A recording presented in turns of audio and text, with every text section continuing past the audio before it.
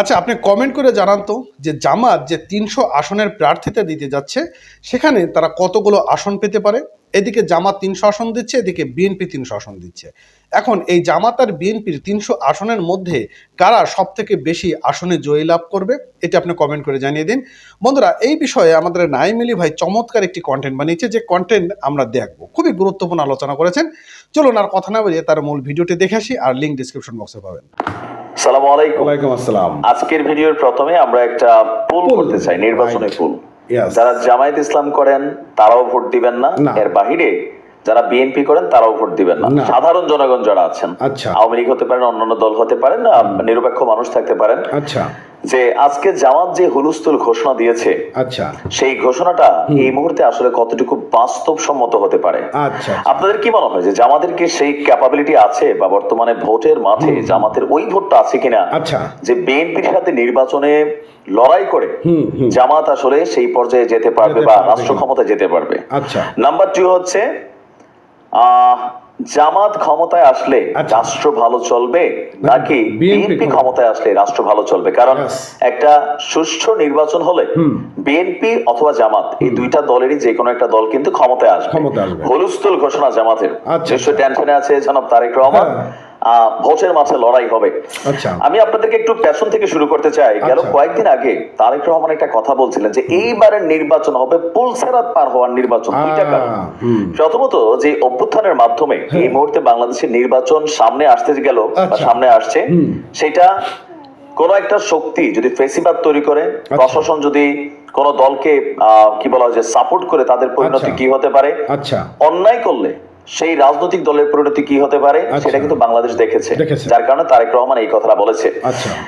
বাংলাদেশ জামায়াত ইসলাম আগামী নির্বাচনে ৩০০ আসনে এককভাবে প্রার্থী দেওয়ার প্রস্তুতি নিচ্ছে বলে মন্তব্য করেছে দলটির কেন্দ্রীয় নির্বাহী পরিষদের সদস্য এবং ঢাকা মহানগর উত্তরের আমির মোহাম্মদ সেলিম উদ্দিন। তার এই বক্তব্যে স্পষ্ট নির্দেশনা দিচ্ছে যে আগামী নির্বাচনে জামাত এককভাবে ক্ষমতায় যাওয়ার জন্য নির্বাচন করতে যাচ্ছে এবং দিস ইজ ফাইনাল ডিসিশন। আজকে দুপুর 2টায় সিলেটের বিয়ানীবাজার পৌর শহরের একটি রেস্টুরেন্ট হল রুমে কর্মরত সাংবাদিকদের সাথে তিনি তার বক্তব্য তিনি বলছেন, যদি ইসলামী দলগুলো কিংবা ভিন্ন দলগুলো নির্বাচনের সহযোগিতা চান তাহলে জামায়াত ইসলামী তাদেরকেও সহযোগিতা করবে। বিগত সরকার দেশকে কেবল পেছনের দিকে নিয়ে গেছে। আর তিনি বলছেন, গত 5ই আগস্ট ছাত্র আন্দোলনের মাধ্যমে এই কি বলে যে সরকারের পতন হয়েছে, সেখানে নতুন একটা বাংলাদেশের স্বপ্ন দেখছে সাধারণ মানুষ। আর সীমান্তের একটি জনপদ থেকে বৃহৎ ছাত্র সংগঠন বাংলাদেশ ইসলামী ছাত্র শিবিরের কেন্দ্রীয় সভাপতির দায়িত্বকালেও রাজনীতির অপব্যবহার করেনি। আগামীতেও জামাত রাজনীতিকে ব্যবহার করে কোনো অপকর্ম কিংবা টাকা পয়সা বানানোর তাদের খায়েশ নাই। তাদের বক্তব্য হচ্ছে যে যদি মানে জামাত বিজয় লাভ করে তাহলে বিয়ানীবাজার গোপালগঞ্জকে কি আধুনিক আদর্শ জনপদ হিসাবে গড়ে তুলবে। এটা হচ্ছে একটা এলাকার মধ্যে জামাতের আমিরের একটা বক্তব্য, কিন্তু প্রত্যেকটা এলাকায় জামাত কিন্তু তাদের এক ধরনের কার্যক্রম শুরু করেছে। সম্ভবত আমাদের কুমিল্লা বুড়িচংয়েও গেল কয়েকদিন আগে, পরশুদিন অথবা এর আগের দিন, যিনি ছাত্র শিবিরের সভাপতি আছেন ডক্টর মাসুদ সাহেব, ওর নাম সম্ভবত মাসুদ ভাই, তিনি গিয়েছেন। জামাত তাদের রাজনৈতিক কর্মকাণ্ড কিন্তু টোটালি শুরু করে দিয়েছে, তবে মিডিয়া ফোকাসটা ওইভাবে পাচ্ছে না। মিডিয়া ফোকাসটা শুধুমাত্র জামাতের আমির পাচ্ছে। আমার ব্যক্তিগত ভাবে মনে হয় যে জামাত আসলে জয়লাভ করাটা কষ্টকর হয়ে যাবে। এখন অনেকে বলতে পারেন যে ভাই কেন আপনার এটা মনে হলো?